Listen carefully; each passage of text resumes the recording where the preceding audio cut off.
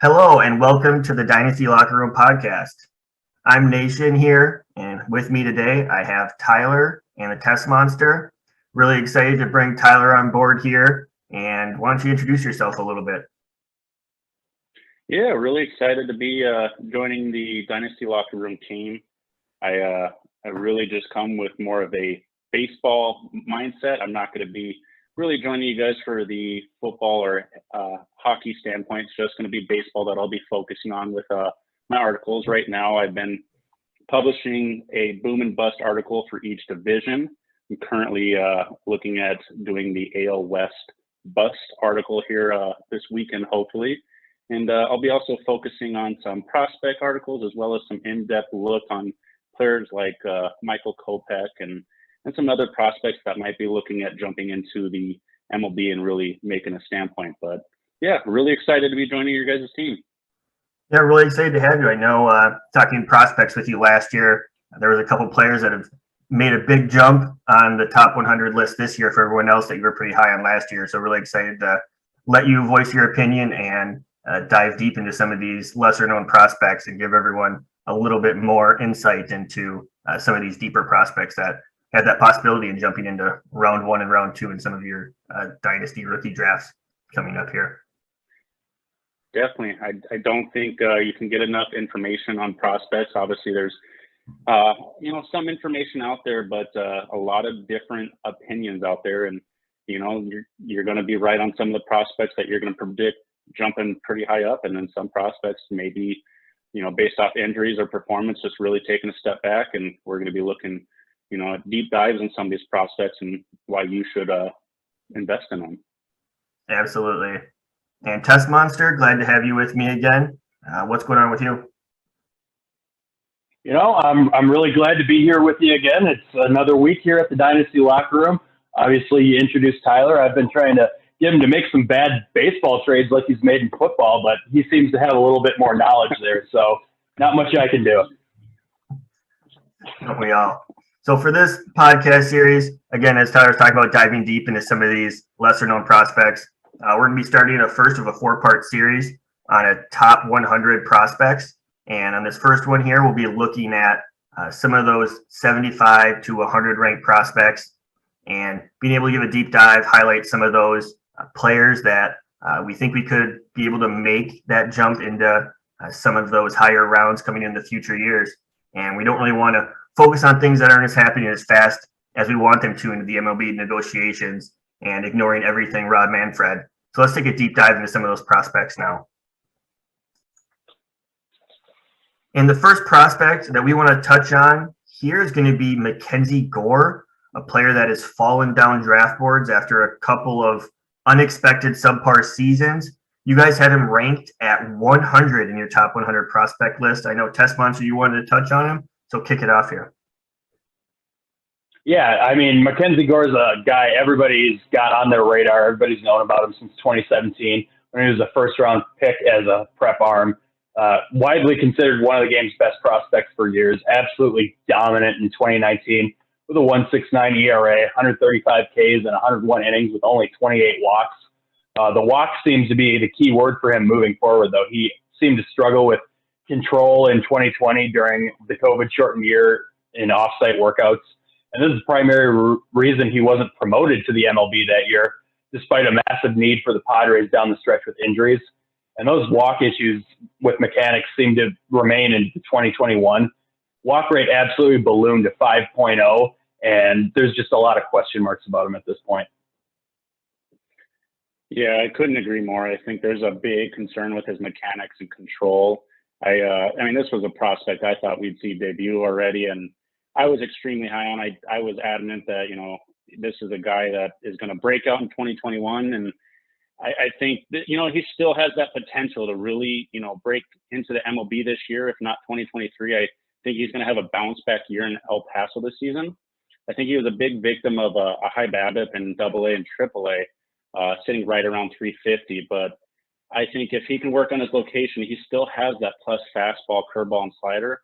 I do see him gaining his reputation and having a bounce back season this year. And, I think this could be a late season debut this year, if not 2023 for sure. Tyler, you touched on him having 3+ pitches and knowing his control issues that he's had. Test Monster, can you think of any player that would be comparable? I know there's a lot of prospect pitchers or even players in the major leagues that you say, hey, if he could just figure out his control, he'd be a great player. Is there anybody that comes to your mind? I'm not a huge guy who does player comps, but that aside, Tyler kind of touched on it. This is a guy who still has a ton of upside. I mean, you talk about that deceptive slider and curve, and there's not a ton that's really great about them, except they're so deceptive because of his delivery. I mean, you talk about a fastball that sits at 93 with cutting action, and that's really where the slider and curve come into play because they come out of the same arm slot. And you talk about a guy who added a fourth pitch with the changeup in 2019 that really proved to be dominant against right-handed hitters. If he can figure out those mechanical issues, I think this is a guy who still has upside if he can control those walks.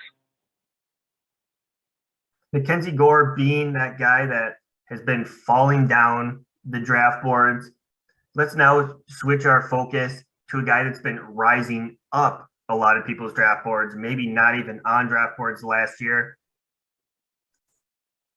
And that player is Joe Ryan. Tyler, you have him ranked at 79 in your top 100 list. Tell us what you like about him, and we'll figure out why the Test Monster doesn't have him in his top 100. Yeah, I mean, this is definitely a guy I'm going to heavily invest in 2022.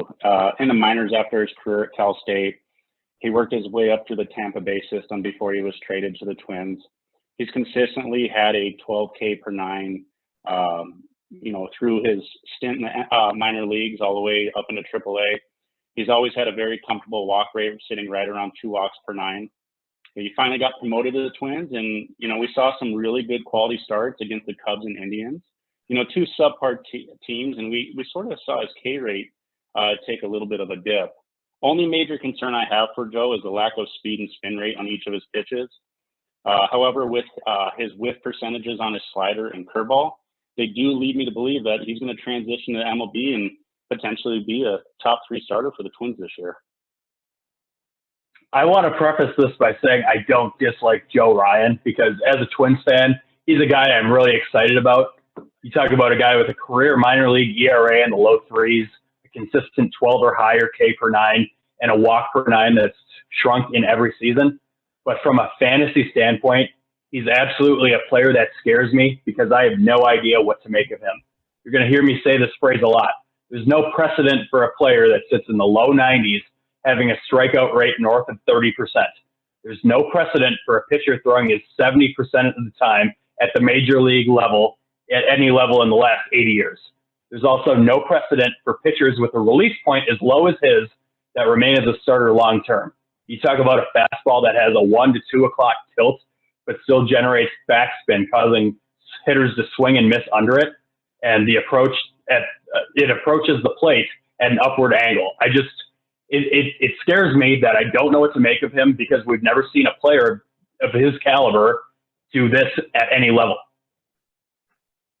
I think when we got to see him at Target Field in his debut and in his first few starts coming out there, I thought he looked really good the first 2 times through the lineup.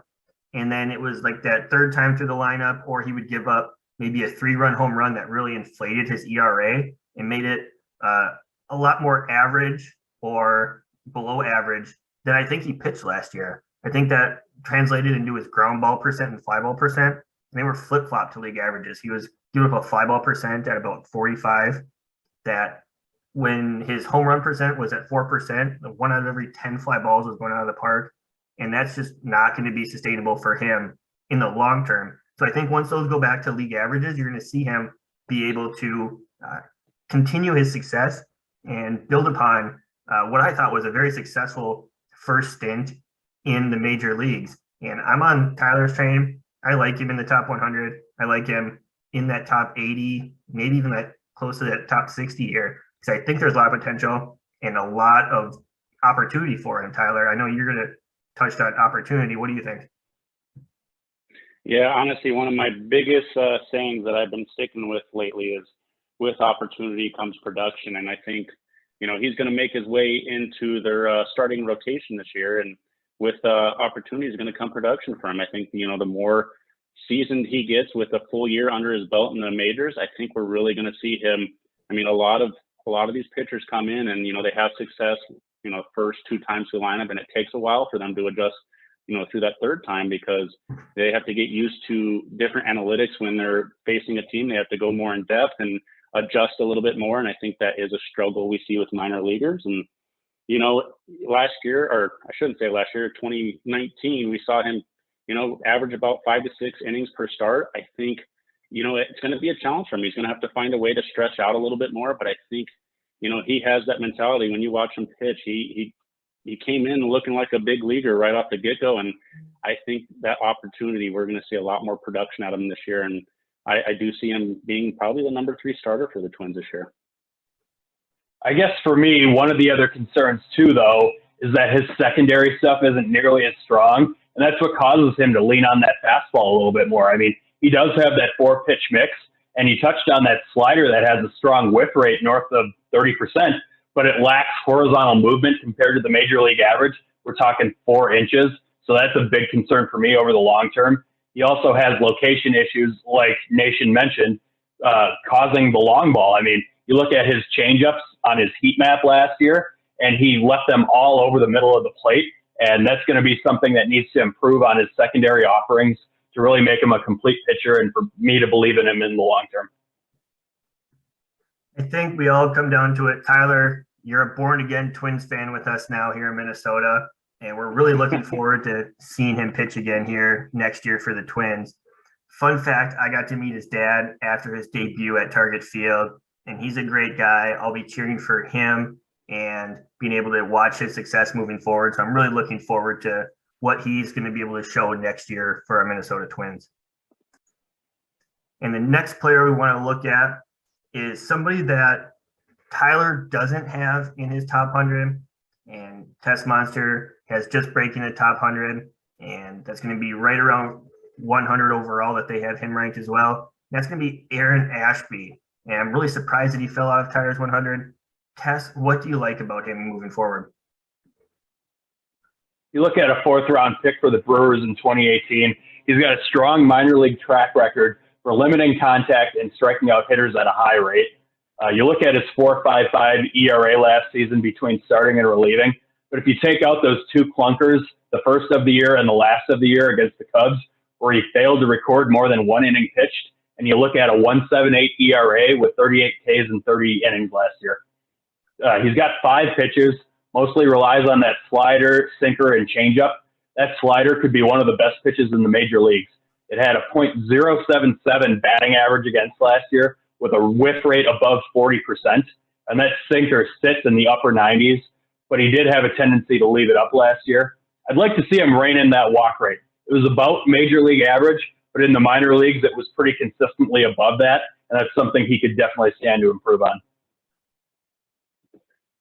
Yeah, I think you touched on a lot of things that I'll touch on. And, it's not that I don't like Aaron Ashby. I think he does have a potential to really pan out as a starter, but I sort of lean to him as being a bullpen arm for Milwaukee, which scares me. And, he's never had a ERA below 3.5, even from rookie ball all the way to MLB. He's always boasted a high K percentage, but that walk rate has always been a little bit of a concern of mine. Like you said, his slider, I think, is by far his best pitch. His sinker, however, he did struggle this year. He had a low whiff percentage on it. It's one of those things where, he's going to have to adjust on some of his pitches to really tone in some of his success. And I just think that this is the type of pitcher, when you watch him pitch in a short inning, 2 innings, maybe long reliever stint, he's going to be able to really show off, how dominant his pitches are. But I think when you try to lengthen a pitcher like him out, I think we're going to see him struggle more. And I can see him turning into a bullpen arm from Milwaukee. And that's probably my biggest concern. Yeah, I mean, you talk about that low whiff rate on the sinker, and that's just not as much of a concern for me because you see that 70% ground ball rate on that. And I think that's what is really productive about that pitch. And if he can locate that a little bit better in the lower quadrant of the strike zone, I think he's going to have a lot more success with that pitch. I think what really scares me is you touched on that relief risk, and it reminds me a little bit of a Hader. But I think the relief risk is more profiled towards Milwaukee just doesn't necessarily have a job for him this year. I mean, you look at the front end of that rotation, the back end of that rotation, and they've got some strong candidates, and they've got a deep bullpen as well. It's just going to come down to where he slots in. And I think if the longer he sits in that bulk relief role, it's really going to increase that risk. But if we can see him win a job out of spring camp, we can see him win a job somewhere in April, May, or even if Milwaukee goes to a 6-man rotation to try and feature him a little bit more, I think he's going to be a guy who has a ton of upside. He was a player. Yeah, no, I agree. No, I agree with you, Nick. I like you sort of said, I mean, he's got to earn a job, and you got guys at the top of that rotation like Corbin Burns, Freddie Peralta, Brandon Woodruff. I mean, yeah, the back end of that rotation, you got guys that, you know, we've talked about just aren't that strong, but they've proven to be innings eaters. And you know, Aaron Ashby, if he can tone in that sinker as, you know, dominant as his slider's been, I think this is an easy guy that can step in a role. But we've seen Milwaukee do it before. They have guys that come up, and we think they're going to be dominant starters. And I hope he's not one of those guys where he becomes, you know, just another bullpen arm, you know, like a Devin Williams Hader, where they're just a dominant bullpen arm. But that is probably my biggest concern with him right now. For me, I'm still really regretting when he wasn't drafted in most of my rookie drafts last year. And when he came up, I picked him up really excited about putting him on a roster. And as Tessman touched on, having the first couple of starts really not going his way and dropping off of my active roster. And now thinking, hopefully I'd have the chance to be able to have him productive this year. That's just, again, the world of Dynasty. I love his prospect ability to be able to find it, put it all together. And even if he ends up as the 4-starter in Milwaukee, still being able to get some wins, be able to help your K rate and your peripherals. Seems like a player that could be bought for pretty cheap coming in this year and being able to give you some really good category help for you moving forward. And the next player we want to touch on is Harry Ford, ranked 101 in our prospect rankings, because Tyler has him at 93, fell off of Test Monster rankings completely. Seems like he has a path to productivity. Tyler, tell us what you think. Yeah, this is a player I'm extremely high on, but it's very early on. If you're looking at having a player up in 3 years, don't look at Harry Ford. He was drafted for his great defense by Seattle as a prep catcher with plus speed. We've only seen a small sample size of him with 19 games so far in rookie ball, but he boasted a 291 batting average with a 400 on base. We saw 3 home runs along with 3 stolen bases. You know, although he wasn't drafted because of his bat, we've already seen early signs that he has an ability to be a 2020 catcher. This isn't a guy saying get called up to the majors till 2025, but this is a guy, when you actually watch film of him, you know, there's not many catchers you're going to see that have the plus speed, plus power ability. He's got that raw power potential. He just really has to grow into his body. And this is a guy, I think, if you can get early on and sit on him, this is, you know, someone that you could have as a long-term catcher, you know, up by the time he's 22 years old. I see a guy who was drafted as the first-round pick of the Mariners last year. He's got a good bat speed, makes loud contact, even against quality pitching. As he touched on, he's got good speed for a catcher. I question whether he stays there long-term, though, because of his questionable footwork behind the plate and his inability to throw runners out because of it, especially when it translates to higher levels. Catchers that show a good bat typically don't stay there, a la Bryce Harper, unless they're able to be plus defenders behind the plate. I think this is a guy, long-term, I see ending up in right field. He did have a good year last year in 19 games. Like you said, we saw him hit 291. He did have 10 extra base hits of his 16 hits, so that's promising. I do see a lot of Craig Biggio in his game, strong bat speed, flashes power. But like I said, if he transitions to the outfield, I just don't know how much of his game we're going to be able to depend on especially in roto formats. Yeah, I definitely agree. If he goes to right field, this is a player that is going to lose a lot of his value. I'm definitely thinking, when I actually watch him, I think, he actually has I put him a little bit more of a higher defensive tier than it sounds like you do. I think he frames the ball pretty well. I think, early on, you're talking an 18-year-old, 19-year-old starting at rookie ball. It's definitely a change of pace from high school, but I think this is a guy that's going to come into his own. He's very athletic. He's very skilled. And I think, we're going to see that arm grow once he grows into his body a little bit more. And I think that defensive ability, as long as he stays as a catcher, I think this is a guy that, in roto leagues is going to have a lot of value if he can continue to grow as a catcher. And I don't see really any concern with the arm. It's more with the footwork, the makeup of being a catcher. I don't see any issue with the framing of pitches. It's being in a position to throw guys out with his plus arm, because the arm, no doubt, is good. I just don't know if he can stay there if he can't get himself in a position to throw those runners out. Yeah, 2022 will definitely be a big tell-all for Harry Ford. He's either going to grow on the move up in the prospect list, or he's going to fall completely off. And, I'm of the mind that, with his bat, he's most likely going to grow. But, if you happen to be right with his defensive abilities, this could be a guy that falls off. But, if you can get him early on, I think it's a steal if he keeps continuing to grow and we see, those signs of improvement. One of the things that you saw from the first podcast, I am all in on, and that's the Seattle Mariners. So for Test Monster, your thoughts on him moving to right field? I just don't see any room out there for him as this team develops. I feel like they have to develop him as a catcher, and being able to have that bat speed and the contact ability from that catcher position. I don't know where they move him. Maybe he ends up at first base, but I don't see any room in the outfield. What do you think about that? Yeah, and like we touched on, last week, the Mariners are a team we're going to like for a long time because of all of the options that they have. But if you can't throw out runners, you can't stay at catcher. I mean, how many players have we seen taking easy bases against guys like Mitch Garver or whoever who just can't throw runners out?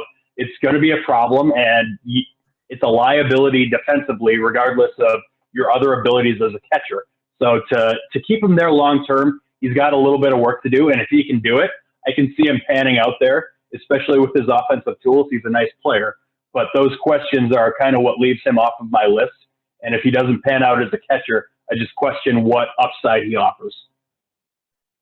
I think I'll sort of chime in. I mean, we saw a similar pair in Adley Rutschman struggle when he left college early on. We saw him only throwing out 60 to 70% of runners, and this was in low A ball, rookie ball. And I think that once he even got bumped up to AA, AAA, we even saw struggles of that. But when it comes to it, if you're good at framing and you can continue to grow, I think that bat really is a tell-all. I agree with you, Zach. I mean, there's no room in the outfield, but with Evan White looking like he is a nobody, I mean, first base could be an option, and I could see Nick's point, but I just think 19 years old, it might be an early tell to see if, in a small sample size, if his, ability to throw out runners. I think it's a small sample size, and I think this year will definitely be one of those years he's either going to be a make or break type of guy.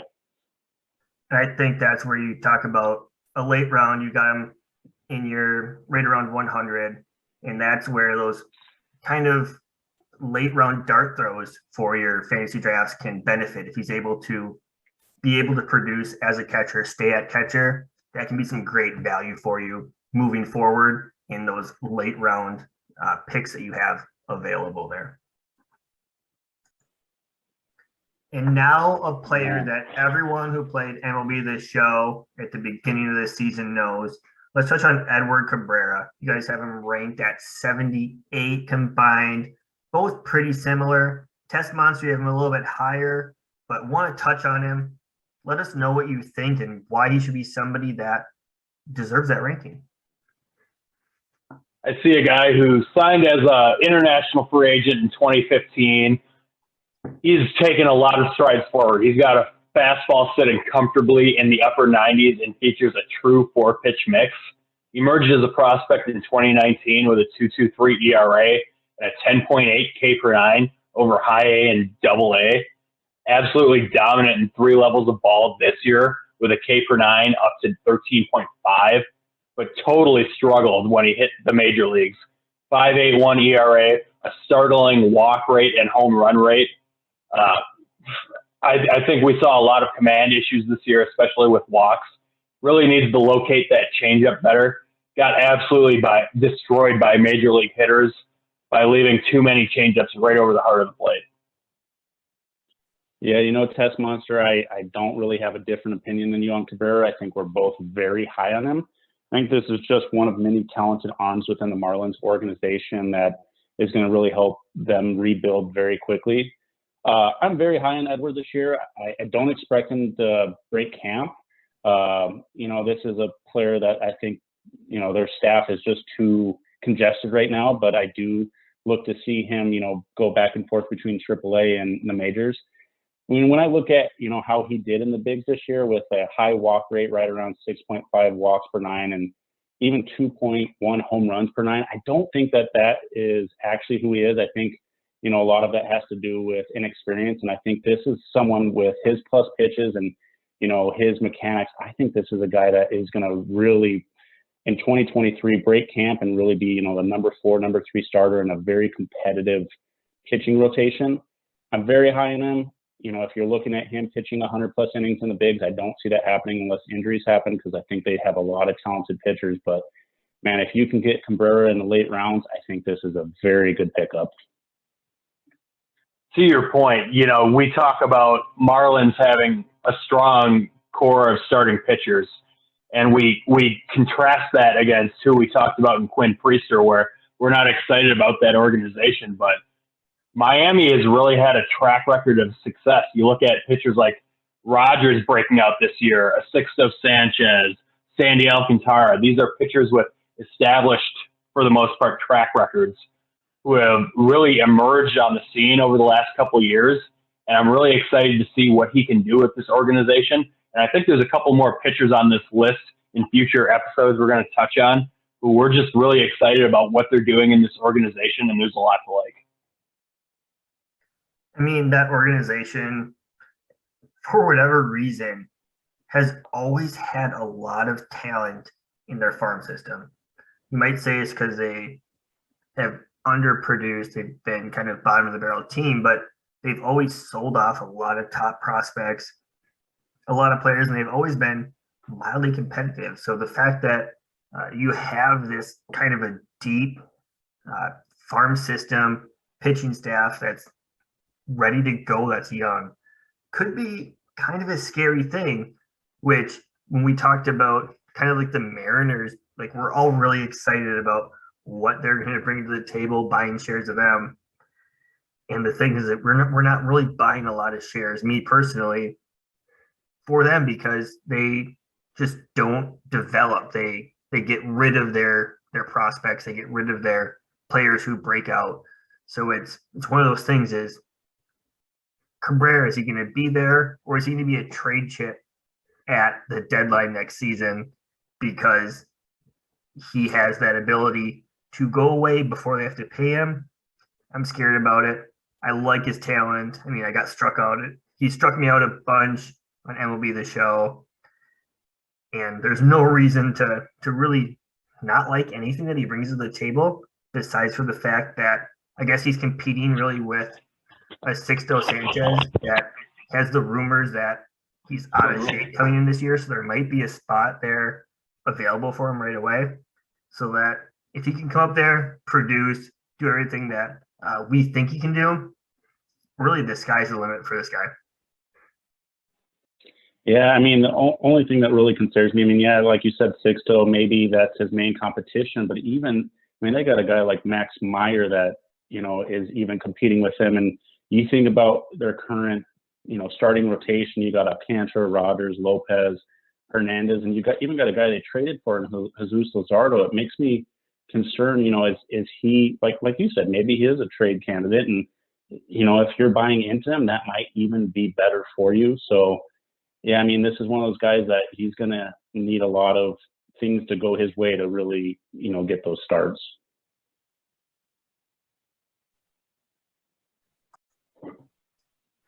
Yeah, if he falls into a different team, I feel like he could immediately jump into kind of a middle rotation player and kind of be more valuable to a higher caliber team that wants to keep him there. But you guys have been agreeing on a lot of your rankings for the last few players. Let's bring up a player that is going to be a little bit more decisive and Kobe Mayo. Tyler, you have him ranked at 77, and Test Monster, you want absolutely no part of him. Tyler, why should we buy in? Yeah, I mean, this is a guy that a lot of people are going to agree or disagree on. I mean, this is just across the board one of those guys that will be on some, rankings, and not all, but when you look at a frame and third base, 6'5", 215, I think Kobe will develop into a huge power hitter with plus speed. We saw him hit 9 home runs with 11 stolen bases across 53 games between rookie ball and A ball at only 19 years old. And, I can't wait to see what he can do next against more competitive pitching across 100-plus games. He's also known to have a great eye, which we saw with his, 29 strikeouts and 40 walks in those 53 games. If this was an intro to a prep bat out of Florida, I can't wait to see what his encore is. You're talking about a guy with an absolutely huge frame. You touched on it, 6'5", 215. I think long-term, he's probably best suited for right field where his plus arm will really play up. He's got the plus raw power, and if he outgrows the infield like I think he would, that power should grow as well. Absolutely has the good eye at the plate. Like you said, he's not afraid to draw his fair share of walks. Has the talent to have power and anchor the middle of the order. What I see here is a guy with an ugly swing. His swing is who I thought of when I saw Benny Montgomery swing a bat. Will definitely need a lot of time and likely a very drastic mechanical change to ever reach the major leagues. And that's one of the things I'm shying away from here because I think there's more development that needs to happen.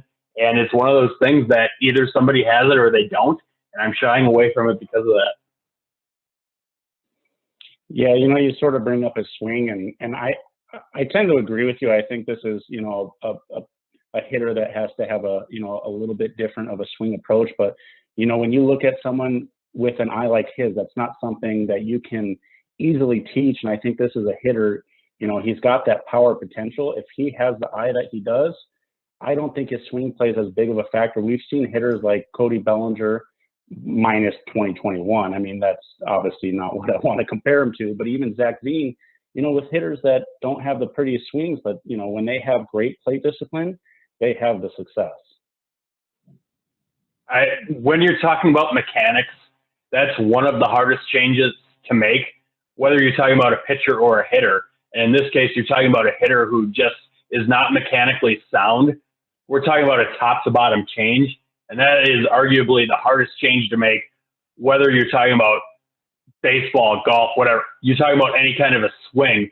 That is very difficult to change. And that's the reason I shy away from guys with this kind of profile, especially with being old for a high school draft age. It's just very difficult and one we rarely see. Yeah, I mean, I would tend to agree with you if this was a college guy, if he was coming out 21, 22 years old. I think this guy has a lot of chance to develop in, Baltimore's organization. I don't see it as much of an issue if he was sitting here striking out, 70 times across 53 games. This would be a guy I wouldn't even balk at, but I think there's a lot to love here.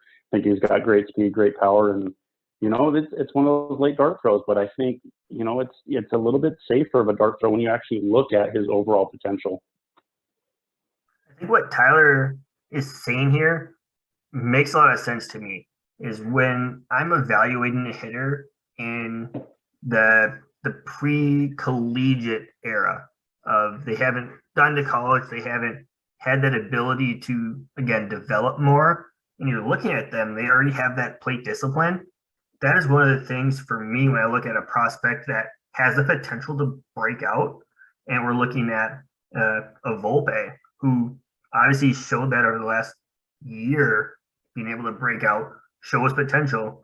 And one of those things for me was that plate discipline, being able to take pitches, know the zone, be able to control the bat. An ugly swing is an ugly swing. That's just your kind of mindset going into it. I think when you talked about Bellinger, I mean, there was the MVP Bellinger who nobody said he had an ugly swing when he was the MVP. And now when he's somebody that I don't want to draft in my lineup at all, he has an ugly swing. I think that's just more of a mindset thing because of kind of the production. But I don't know how to really categorize an ugly swing on a top 100 prospect list. I do know how to evaluate. This guy can take pitches. This guy knows the zone. This guy knows how to handle a bat. This is one of those dart throws that I'm on board with Tyler here, saying I think this is a great dart throw in the late round of our rookie draft that could make that breakout in a year or two. Test Monster, is there a reason that I shouldn't be a part of that?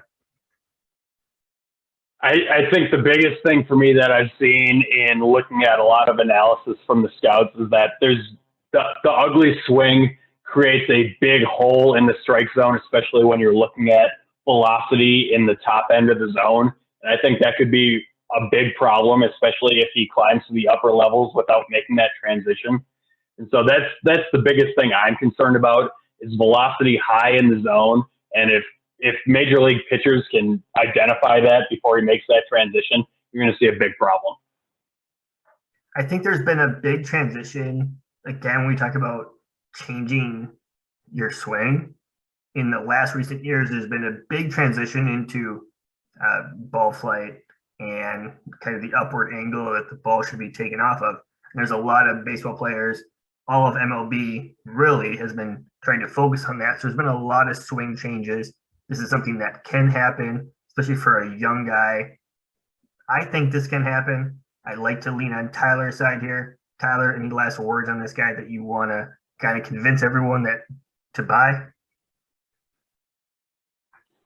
I mean, overall, if you're looking at a guy that's going to get you stolen bases and home runs, I mean, I understand the concerns from Test Monster, but I just think that this guy, I mean, he's got great plate discipline. He's got great speed. He's got great plus power. I mean, coming into this season, he's going to be 20 years old. I think there's so much development opportunity. And I just, overall, I mean, you take away some bad swing mechanics. I think that, I mean, yeah, it's not something easily teachable, but he's still young. And I think there's still a couple of years where, you know, before he breaks in the bigs, there's development opportunities. And he's already shown a lot of great things that he has a great understanding between, you know, like I've said, his great play discipline. I think he's going to develop into a great hitter. And, you know, you sort of touched on, you know, him moving to the outfield. I don't see that as a problem with his plus speed and plus power. You know, I don't think that changes his value. And I say, you can't teach an old dog new tricks. This guy's young. You can teach him a new swing pattern. He'll be great. Let's buy on him. I think this is a great time to debut a new segment that we've been wanting to introduce to the podcast, the shot bet. The loser of the bet takes a shot for their incorrect opinion, and on all accounts, you're woefully wrong here, Tyler. So what I wager to you, shot bet, Kobe Mayo does not have a 2020 season in the year 2022. I will actually up it to 2 shots because I strongly disagree with you here. I think in a 100-game season and at least, you know, probably high A to double A ball, I think he's going to have a 2020 season. And I'm willing to throw 2 shots on the line because I think I'm going to enjoy some podcast come August or September, you taking a couple shots. You know, that's intriguing, and I'd love to accept that, especially since we've been doing this as part of our group for so long, and I would love to see you take 2 shots on some episode of a podcast soon to come. Well, bartender, mark that one up. We're going to take this down as the first official shot bet of the Dynasty Locker Room podcast. And after that exciting first shot bet that happens on that podcast, we're really happy to see which one of you has to take those shots on a future episode.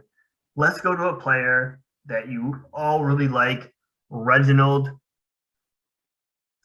Preciado, because I don't know how to pronounce that last name, but you both have him in your top 100. He's listed currently at 76. Let us know what you like about him, Test Monster. I see here the 2021 international signee, obviously very raw. He's going to need a longer time to develop than most. If you're wanting a guy who's up in 3-4 years, if you have a cap on that, this isn't your guy. However, he profiles as a switch hitter that hits for average and power from both sides of the plate, which is incredibly valuable. Compact swing, able to generate bat speed easily with his raw power. He's got fringy speed. He plays short and third now. I see a likely move to third in his future, but I see a lot of Corey Seeger in his game, and he had a 333 average with 3 home runs and 7 steals in 34 games of rookie ball. Yeah, I think that was a very good player comp in Corey Seager. This was a player I was not very high on him until I started watching some film, and this was a guy that you sort of threw my way, and we ended up ranking him very similarly. I can only imagine when he fills out what he'll be able to do. He's got plus speed, plus raw power, and a great eye at the plate. This is a guy I see even climbing the rankings higher and higher. But like you said, this isn't a guy that's going to be called up anytime soon. Can't agree with you more on the transition from shortstop to third base. He split time this year, Adam, but I do see over time him probably moving to third base. It really feels weird for you to agree with me after the last player, but I think obviously the tools here say a lot. I mean, when you're talking about a guy who can put up average, can put up power, you know, if he can swipe a few bags, I'm going to be happy, but I see him as a third baseman long term, and if he's that switch hitter that can give you all of those things, there's a lot to like, especially if the Cubs can build a lineup around him long term. Tyler, Yeah. Can you let everyone know that why he's ahead of some guys like Groshans or Jeter Downs? Like Groshans, now with Austin Martin gone, has a viable place to productivity in Toronto. Jeter Downs has been one of those high prospects that has been traded and everyone's been really high on. Why is this a player that should be higher than both of those players on your draft board?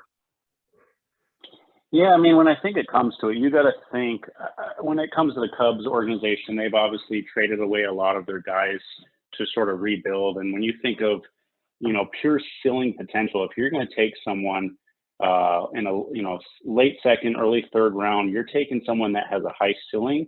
I think, you know, when it comes to Groshans, when it comes to a Jeter Downs, we've sort of seen in the minors, you know, their ability. And I don't think there's much growth from what we've seen. And don't get me wrong, they're both very good, you know, players. I think when it comes to Reginald at his age and him not fully filling out yet, I think there's a lot to be desired once he really comes into his own. I think this is a guy, you know, once he shifts over to third base, yeah, he doesn't have the best speed, but this is a third baseman that could really put up a good amount of stolen bases. He's got great power. And I just think, you know, when it comes to a ceiling, he just has a lot more potential than those two players. I just have to rank him higher for that, you know, pure fact. Will Groshans be up sooner than him? Will Jeter Downs be up sooner than him? Sure, but that doesn't mean that they're going to be better fantasy assets, and that's what I see Reginald, you know, being as a good fantasy asset. I think that's a great way to look at the players when you talk about, hey, maybe some of these players have been talked about for a while, or have, when you look at maybe some of ESPN's rankings, have them kind of towards the top of the rankings because they're going to be up earlier, but that might not translate to your dynasty rankings. That's what we're focused on here is who's going to be able to carry your team, who's going to be able to make your team a juggernaut for years to come. And Preciado is going to be one of those guys. And the next person at 81 overall, Tyler, you have him a little bit higher than Test Monster does. But let's talk about Quinn Priester. Tyler, let's kick it off with you right away. Let us know what you like about this pitcher and where he's at. You know, one thing I don't like is he's with Pittsburgh, but that I'm not going to hold against him. This is another prep player I'm actually pretty high on. Pirates seem to have drafted a real safe player who I see being up, you know, as a 2023 late call up. You know, it's unfortunate he missed the 2020 and that held him back a little bit because this is a guy I actually think is a very consistent pitcher. He boasted a 55+ percentage ground ball rate and high A ball. He doesn't come with a high K rate. It's going to sit right around 9 to 10 K per nine, but his walk rate is something that's very promising. I think this is just a very safe pick, and you almost know what you're going to get with him. I see, you know, you touched on it a little bit, talking about Pittsburgh and that you don't love them there. Look at all the pitchers over the years that have absolutely flamed out pitching in Pittsburgh, Mitch Keller being the latest of those. So there's some question marks there. But you see a pitcher who made a lot of noise last year in the instructional camps with no ball going on, and he parlayed that into a strong 2021. I particularly think a 9 to 10 K per nine is pretty decent, especially if you're talking about a lower walk rate, a 3.04 ERA. Definitely improved mechanics last year too than we saw previously. Sitting in the mid 90s, adding velocity, one of the best curveballs in all of minor leagues. Good sharp bite. It's Wainwright-esque, but harder. Getting the feel for the changeup too is going to help him too down the line. One of the biggest things that jumps out to me is he was able to limit hard contact. 20% line drive rate in 2021, which is well below any league's average. But I do have questions about his command. You touched on the walk rate. I touched on it. 3.6 walks per nine has to be honed in just a little bit to be more what I'm looking for in a starting pitcher of his caliber. But it's not going to hurt you, especially in a roto league. Yeah, no, I definitely agree. I agree. I mean, this is a guy, I mean, as a prep arm coming out of high school, we at least got to see this year 100 innings out of him. And I think that's something that, you know, with these pitchers that are prep arms, we don't get to see often, you know, them throw 100 innings. And it was extremely nice to see. I mean, obviously he missed 2020, which was really, you know, demoralizing. But I think this is a guy that, you know, has great potential, a very safe floor kind of pick. And, you know, Nation, I'd love to know what your opinion is on him. I had the weird thing I just wanted to bring up of, you mentioned that you don't like him being a part of Pittsburgh. You're obviously, if the hitter's there, it's tough to get up those counting stats. But I think as a pitcher, depending on what your first category is there, if it's wins, you might lack there a little bit. But if it's quality starts, then really the team doesn't matter. You can get quality starts, you can get your ERA and whip, and you can get your Ks with your hitters being irrelevant. So for me, thinking that he's being in Pittsburgh and having that stigma also kind of makes me feel like he's a steal, because people would undervalue him because of the team he's on. And maybe that's just my opinion on this, but I think being able to be on one of those shitty teams and being able to still produce stats at an elite level will give you some value here. What do you think about that, Test Monster? I think for me, the question more centers around what that coaching staff does with pitchers, because how many pitchers have we seen absolutely do nothing? I mean, you look at a guy like Garrett Cole, who emerged but didn't really do anything until he left the organization. You look like a Mitch Keller, who had all the promise in the world and came up and has done absolutely nothing. So I think that's where my question centers. And as Tyler continues to say, with opportunity comes production. But, you know, if you don't have the coaching staff in place to really play that up, there's just a lack of value long term, I think.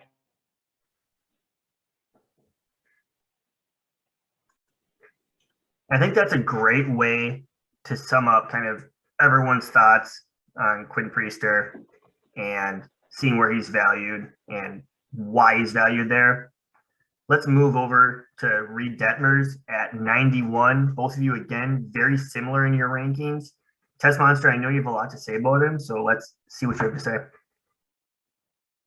Well, I want to preface this by saying it absolutely kills me to talk about Angels prospects, especially in front of Tyler. But Detmers is absolutely a guy I find myself acquiring more and more shares of. He absolutely dominated at Louisville and made himself worthy of a first-round pick, and he continued that in the minors this year at AA and AAA with a 3.19 ERA, 15.7 K per nine. Has a five-pitch mix headlined by a curveball that might be one of the best in any league. Lack of fastball velocity had teams questioning him, but he had a huge spike in velocity, and he now sits in the mid-90s. I do worry a little bit about his spotty command that he showed in the big leagues last year. Hitters absolutely teed off on him to the tune of 11.3 hits per nine. He left a lot of fastball and changeups right over the middle of the plate, but was much more effective when throwing those breaking balls, which he's much more known for. Yeah, I don't get to talk about prospects for my Angels often, and I love to talk about them just because I know you guys hate it, but it excites me. But this is, one of those players that I think is a very safe floor kind of player. I think you know what you're getting with him on your team. Usually known for his control. His debut in the MLB might have made you think different, but I think Detmers down the road has a great potential to be a 3-4 starter once he gets more exposure. I don't see, however, that K rate converting for Detmers like we saw in in AA, AAA, and even when he was in college. I think that fastball is very average with very little movement, but that plus curveball is really something I do love. This year, if you're looking at what Detmers might do, I see him being a spot starter for the Angels, being up and down between AAA and the bigs. I think the Angels probably will sign another arm. So this is a guy that might miss the rotation consistently, but this is a guy from 2023 that really could be a consistent starter and very safe pick. I think for me, as long as he can hone in that command, especially on his non-breaking pitches. You talk about the fastball. Maybe that doesn't sit at 95, 94 forever. Maybe that dips down. But if he can establish that changeup lower in the zone, not miss that over the heart of the plate, if he can hone some of those aspects about his game that he just missed on, and we see that with minor league prospects who get the call up for the first time all the time. If he can figure out how to pitch to the zones that have made him effective in the past, I really see upside here. And maybe he's not obviously he's not a 15 K per nine kind of guy, but if he can sit in that 9 K per nine range, especially on an Angels team that has been about 500 for seemingly forever, this is a guy who could rack up wins, who could rack up some quality starts, and absolutely could rack up some nice K totals, even if he only sits at 9 K per nine over the course of his career.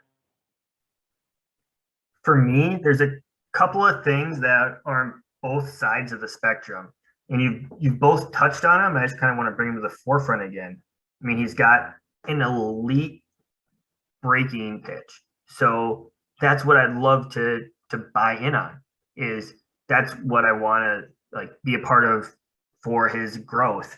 But seeing his velocity increase gives me pause because it was such an increase that I'm afraid that there's going to be an injury coming soon.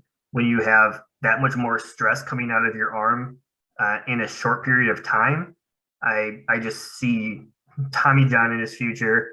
I'm no medical doctor. I'm just a guy who's afraid of losing one of my cornerstones of my prospects if I draft him early for a year and a half with a big injury, with that big increase in velocity, that stress that's not used to be put on there.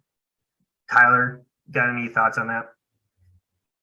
Yeah, I think Detmers is a prime example of being called to the bigs and having that adrenaline. I think, this is a guy that, is average 92 to 93, and I think adrenaline made him throw a little bit faster. And, as the game went on, we saw him start to struggle a little bit more.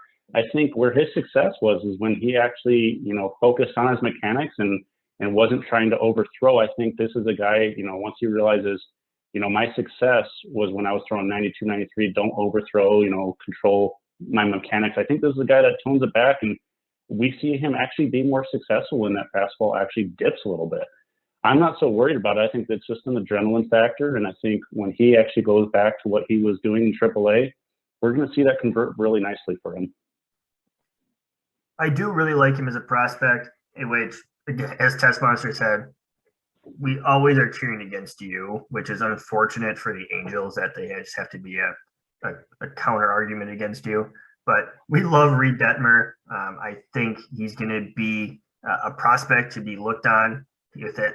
When you have something that approaches 75, 80 on a breaking ball, that's nothing to be overlooked. And this could be a big breakout year for him, getting him in your 8th, 9th, 10th round of a startup draft or a rookie draft in particular is going to be, could be a great dart throw for you going forward.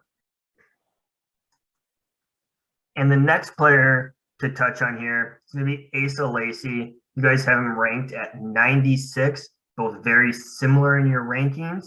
A guy who is, again, has fallen down the draft board. To me personally, last year, I thought he was ranked a little bit too high. I had a player like George Kirby over him. But you guys tell me what you like about him, Test Monster. I know you want to touch on him. Kick it off. I mean, you're looking at a guy when he was at Texas A&M, absolutely earned his 4th overall draft at pedigree with his stuff alone. The violent delivery creates some perceived relief risk, especially with the questions about command that we saw this year and earlier in his college career. But we see a big fastball that sits mid-90s, tops out high 90s, lots of movement on the hard slider, huge bat missing depth on the curve. The changeup needs a little bit of polish, but it's absolutely a weapon against righties. He struggled mightily in high A, especially with his command, where he walked 7 per 9. And it's just a guy I have questions about at this point, especially with that delivery and his relief risk. Yeah, this might be one of my biggest disappointments amongst prospects last year. I was really high on him. I thought we saw a very MLB-ready player at Texas A&M, and I thought that his path to the bigs was going to be very clear with the deprived organization, with the pitchers that they have. Thought it'd be very quick that we'd see him work his way up, but very much like Gore, we saw him struggle and had mechanic issues and horrible control. Like you mentioned, 7 walks on average per 9. I mean, that's going to keep anybody from being promoted. I think what Lacy did well that kept him on my list was his put away pitches. He's always had excellent plus pitches. I think if he can fix his control and eliminate all of his other, that alone will eliminate all of his other negative stats he has. I don't give up on him here. I think if he can, lower his home run total per 9, I think this is a guy that we're going to see called up in 2023. We saw him maybe as a top 20 prospect this year, and he just fell extremely hard. But I think this is a guy that's going to bounce back just like Gore. Even last year, after being one of the top pitching prospects, for me, he was nowhere near that top 20, top 30, top 40 that I wanted. Test Monster touched on that violent delivery. Anybody, especially left-handers who have that kind of violent delivery, seem to profile to me as a relief pitcher. Seem to profile as being able to come in there, get a couple people out. You look at a Aroldis Chapman, you look at a Josh Hader. You have these big violent deliveries that come in hard, come in fast, a lot of movement, but really hard to do that for 7 innings and not walk a bunch of people. And we've seen that translate into a high walk rate and not being able to utilize his plus stuff to be able to translate that into a starting pitcher role. And the fact is, to me, I just don't see him being able to stay in that starting rotation. He's not a guy that would be in my top 100, not a guy that would probably be in my top 150. I'm not interested in drafting relief pitchers. And I might look really dumb if he gets called up this year and finds that control, but I just don't see it happening. Test Monster, am I wrong? I mean, to your point, we saw Aroldis Chapman come up as a starting pitcher, and that just went woefully wrong on every level. So I see a lot of what you're saying here. And to me, command seems to be the biggest question mark, obviously, regarding Lacy at this point. I mean, if he can figure out a way to hone that in even a little bit, I see a Blake Snell type in that you're not going to always have the command, but you're going to have something close to that where you're at least missing close to the strike zone, making hitters think about swinging a little bit, where he can at least be effective to a degree. You know, Nation, to your point, I mean, George Kirby, I mean, that was a guy we were all high on. I mean, the control he has, the walk rate he's shown, I mean, that is a guy that, you know, we're all extremely high on, been climbing the prospect board. But I have to, you know, strongly disagree. I mean, this is a guy, the SEC is no walkthrough, and he had great success there. And, you know, we saw some control issues. His walk per nine was never, you know, under control, but his overall plus pitches were something that, you know, everyone really thought was going to translate. I think this is a guy just given a little bit more time. Like I said, opportunity comes production. I think this is a guy given a little bit more chance and a little bit more growth opportunity. We're going to see grow and really climb the rankings. I mean, Kansas City has nobody for pitching, and this is a guy that, you know, they're expecting to be up in the bigs in the next year or two. And I think Kansas City fans are going to be really happy. Opportunity comes production. I think we both love that. If you're able to be in that starting lineup, to be able to get those counting stats in there. But as a pitcher, I think it's a little bit different. If your peripheral stats, your ERA, your WHIP aren't able to be there, that production is not going to help you. It might actually hurt you. So for his beginning of his career, until he figures it out, I don't think he's somebody that I would want to put on my roster. I don't think he's somebody that, I mean, like I've said, I don't think he's going to figure it out. I see him going to, at best, be a middle of the pack reliever with an upside of that Josh Hader, Aroldis Chapman, which if you're drafting prospects, I don't know how many prospects that anybody's drafting saying, I hope he's going to be a closer because of that high turnover rate there. I just see a lot of uncertainty in where he's going to be pitching and is he going to be able to get there for me to really want to invest in at all. But I mean, there's a lot of plus pitching in there, and it's going to be tough if he finds control. He's going to be a tough pitcher for any batter to face as a lefty if he gets to utilize those plus pitches for sure. And now let's kick it over to Dustin Harris, ranked 98 in your prospect rankings, just because Tyler has him at 89, not on Tessman's board. Tyler, why is he somebody who you should be targeting towards your late round picks in your dynasty draft? Yeah, this is one player that you can get in the late round this year, but if he repeats what he did in 2021, this is going to be a guy that I think is going to climb the boards the quickest. I mean, there's not many first basemen out there that have a potential to hit 20 plus home runs and still 20 bags. Dustin Harris, he was drafted by Oakland, and Texas might have easily won this trade that involved Mike Minor. He was expected just to have plus speed with some plus raw power. I mean, this was a guy that struggled early on. I mean, he only hit 3 home runs in 106 games, but in 2021, he hit 20. And then before that, even in A-ball, he was caught stealing 50% of the time, but this last year, he stole 25 out of 27 opportunities. So this is a guy that's, you know, I don't know if this is, we call it a fluke year, or if we actually think that he finally, you know, has grown into his frame. He's now 6'2", 190. I'm a firm believer that this is a guy we're going to see starting Double-A this year and is easily a, you know, 2020 candidate. I think this is a very good still in late rounds. I think when you're talking about dart throws, this is the kind of guy you want to take a stab at. You look at a guy who was picked in the 11th round in the Major League Draft, and he's obviously last year shown that he has potential to play well above that pedigree.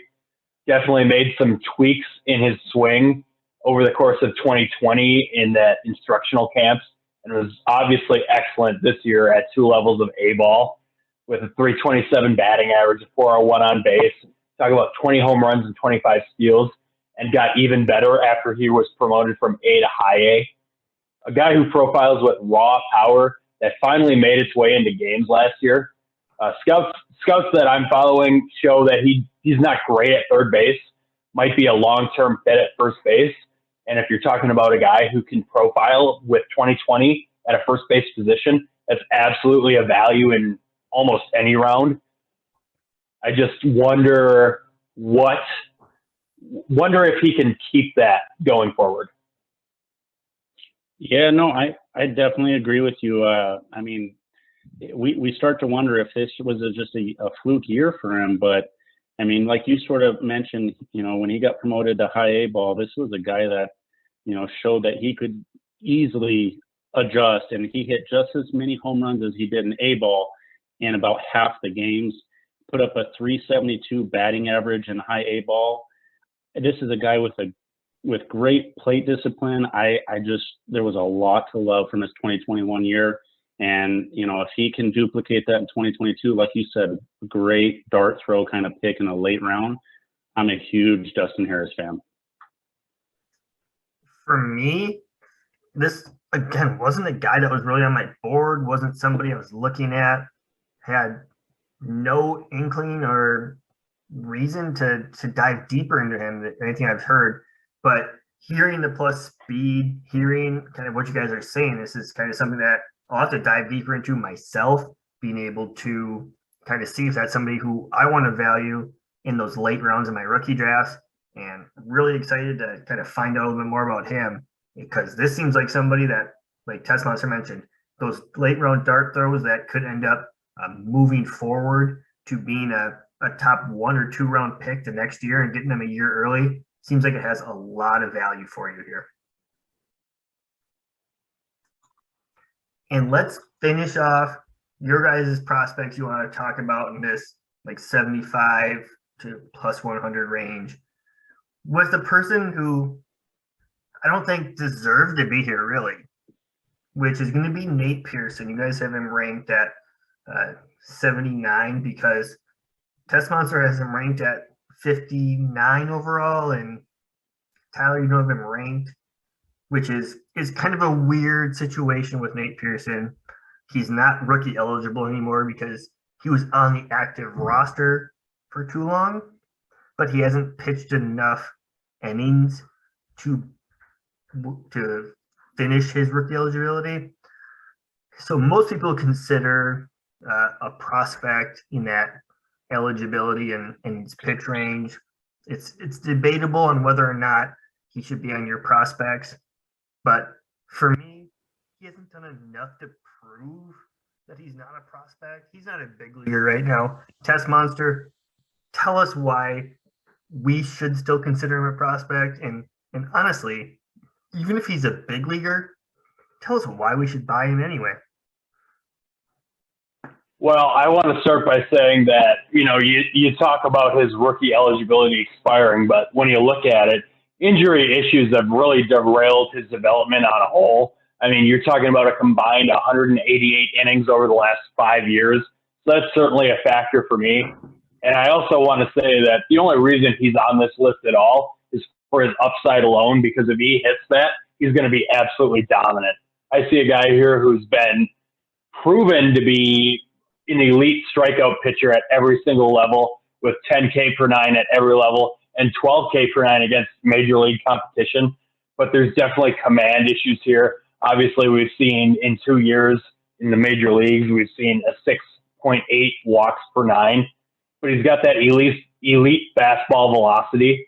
And, if he hits that, if he can get stretched out, obviously we're going to see the pitcher that we all thought he was going to be coming up. I almost wish I would have ranked Nate Pearson just for the fact that, if I would have had him, I would have been able to sell high, because I think too many people are high on him. I've lost so much interest in Nate Pearson. I think this is a guy that has so many dominant pitches as a, potential high-end starter, but we've only seen him top 100 innings once in the last 4 years due to injuries. And I think, when it comes to it over a 4+ year span, when you keep talking about injuries, you start to wonder, why are we still talking about him? It was very evident once he was called up. His vocation was very poor in the majors. and people were hitting him very hard, 10% higher hard hit percentage than the MLB average. Exit velocity against him was also 2 miles per hour higher than the league average. We noticed his spin rates take a dive in 2021. At this point, I'm selling on Nate because I think he's a back-end reliever who, is probably going to be more successful when he's able to ramp up only in an inning and get that miles per hour on all of his pitches up and that spin rate up instead of pitching 5 to 7 innings per game. I just think, when you watch him, I think he's run his course and we now see who he is. And maybe he is the Josh Hader kind of guy. If that's what you want to buy into, sure. But I'm selling. And what you said right there is exactly what kind of scares me about his profile. I mean, we saw him develop into almost an exclusively 2-pitch pitcher last year with a fastball and slider only.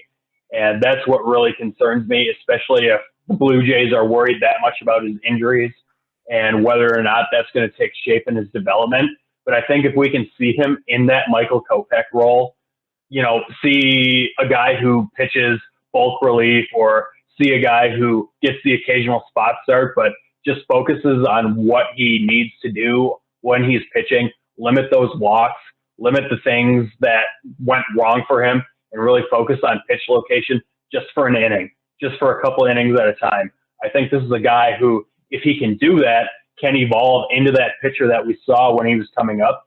And if he can build on that, it's really going to be something that he can use going forward and maybe take that step into the pitcher that we saw, that we all fell in love with 2 years ago. For me, I have been a big component of Michael Kopech.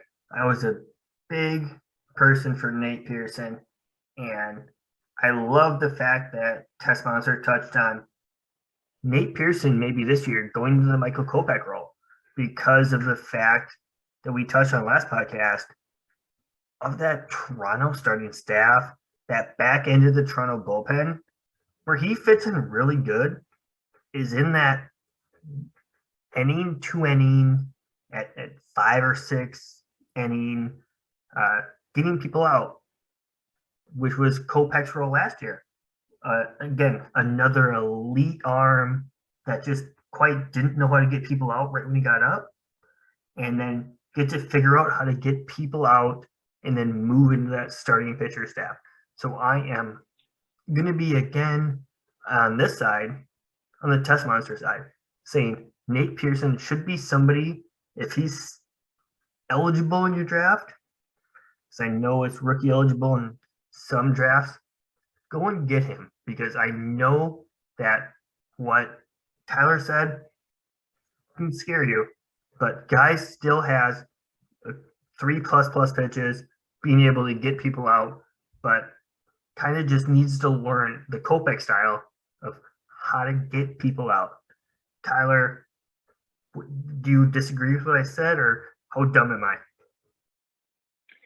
I mean, I don't disagree with it. I mean, we all know he's got the plus stuff, but when it comes to it, I mean, we're looking at a 25-year-old, and yeah, he takes on that Kopech role, but by the time we see him starting again, what are we talking, a 27-year-old? At what point do the Blue Jays say, okay, you were dominant in that Kopech style role where you were a long reliever, late reliever, and, you've dealt with a lot of injuries. We just keep you in that role. I think that's bound to happen. I just think they say, screw it. You've been too successful as our setup man or whatever, and we're just going to keep you there. We would rather have you there than, try to push you out to 120, 150 innings, which you've only done once in the last 4 years. And I just think the Blue Jays have too much invested in him to try to sit here and, inning limit him at the age of 27. I don't see it. I think we got a bullpen guy here. You say that, it makes me sad, because I'm looking at a guy who I've loved for years. And I can see why you'd think that. I mean, they brought in people. They got Alex Manoah. They have the starting rotation that's going to be good. They have the back into the bullpen. Right now, the only place for him is really that Kopech role, long reliever, starting pitcher, 5 or 6. Not really him for this year. So if you're buying him, you can't buy him as a prospect now. You have to buy him as a team that's rebuilding, and you have to buy him for, I don't know, a 5th or 6th round rookie pick so that he can be your starting pitcher maybe 2 or 3 years from now after he develops that feel, be able to knows how to get people out in the major leagues. And I think he can get there, but it's tough for your dynasty baseball team because he has to be on your active roster. And that's tough. I think it's tough to say. I think it's tough to take that step back, but you look at that back end of that rotation, though, and after the front four, though, you're looking at a guy like maybe a Ross Stripling, or maybe they bring a guy in, but there's going to be an opening there where he might get enough chances at a spot start. He might get enough bulk inning relief appearances. I mean, there's going to be opportunities for him to build. And I think like we saw with Kopech last year, there's just enough upside here where there's potential to buy, especially for as low as he is. And if we ever see that upside, I mean, we've seen pitchers like Jacob deGrom not even emerge till age 27. So I think when you're talking about age, I think it's a concern because not many pitchers have done it. I just think it's foolish to throw that out with the bathwater and say it can't be done. I'd love to wrap it up here almost just by saying I want Nate to pan out. I love Nate, and I hope I'm proven wrong. I see your guys' point, but I just don't see it. Yeah, I think we're all on the same page. Is we think the arm talent's there. It's just a matter of not whether it can pan out or whether he's going to be able to pitch deep enough. And for me, I think that elite pitches and some control, again, we've been talking about all of this. Nate Pearson is somebody that I think this year is going to be my number 2 player. I'm staking my flag in, saying this is somebody you're going to get a lot of value on. Again, behind number 1, Ty France. So on that note, I think that's a good place to stop episode 1 of this Dynasty prospect series. Test Monster, you want to tell everyone what we have coming up in the future for everyone to listen to? Yeah, obviously we're going to be working on continuing the rest of this top 100 prospects list, rounding it out via podcast here. Tyler and I will keep going at that in depth over the next couple episodes. Working on the top 15 prospects by division. Next week, you'll be able to check out the top 15 prospects for the AL Central. Just dropped the AL East this week, so stay tuned for those. Obviously working on some weekly NHL content, working on not only the waiver wire posts, but coming up, we're going to have the position rankings for forwards, defensemen, and goalies. So keep an eye out for those. And obviously all of the baseball content we're working on, full steam heading into the baseball season, hoping for that lockout to end real soon. And Tyler, what do you got coming up? Yeah, so I'm going to be continuing my boom and bust articles. I'm finishing up the AL West this week, and next week I'll be diving into the NL Central. On top of that, I'm going to be working on a Michael Kopech article and, why you should be extremely high on him this year. And on top of that, I should be working with another writer in the Dynasty locker room on an article for 10 prospects that you might not have heard of, but you really should start doing your research on. Definitely looking forward to that as a person who bought into Michael Kopech years ago. Hoping he finally turns the corner and pans out. Been a long time waiting for him. But I hope everyone tunes into as well. Me and Test Monster are working into the top 300 Dynasty players for our overall rankings for baseball coming out. So that'll be really exciting to be able to put that list together and have a little back and forth discussion, seeing some of those players, maybe 50, maybe 100 spots apart. And who we're looking at breaking out there.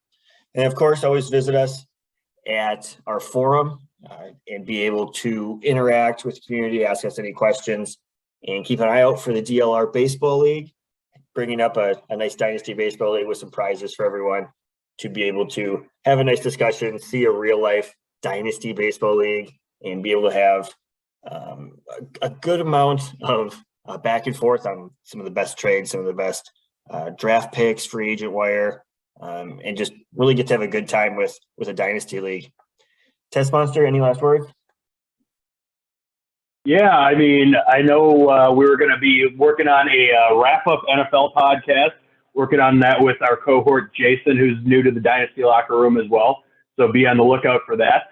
As far as where you can find my content, check me out everywhere, DLR Test Monster, Twitter, Reddit, anywhere you're listening to this podcast, go ahead and give us a like, a subscribe, and looking forward to keeping this series going. Absolutely. And anything else, Tyler? Yeah, I'll just constantly, I'll be on Reddit. I like to give feedback to anybody that wants to comment on any articles I post on there. I'm on there daily at fart0263. Yeah, go ahead and make your jokes. I'll respond to those too. But again, it's fart0263. I'm also on Twitter as well. Well, great. Looking forward to everyone being able to interact. And as always, you can find me, Nation, at NationDLR on Twitter, at Reddit. Find us on the website. And look forward to interacting with everyone. Just like Test Monster said, give us a like, give us a subscribe wherever you're listening. And until next time.